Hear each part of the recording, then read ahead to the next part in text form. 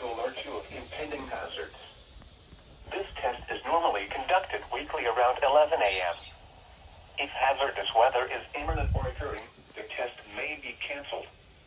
To provide the most consistent warning service possible, the alert tones will only be activated for the following counties in the WWG49 listening area: in Missouri, Madison, St. Francis, Bollinger, Cape Girardeau, Iron, Perry, Reynolds, St. Genevieve, Washington, and Wayne.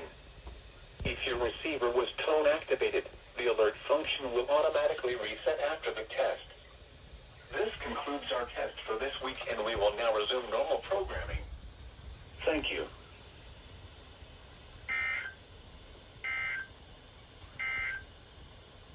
Now here is the hazardous weather outlook for portions of eastern and central Missouri.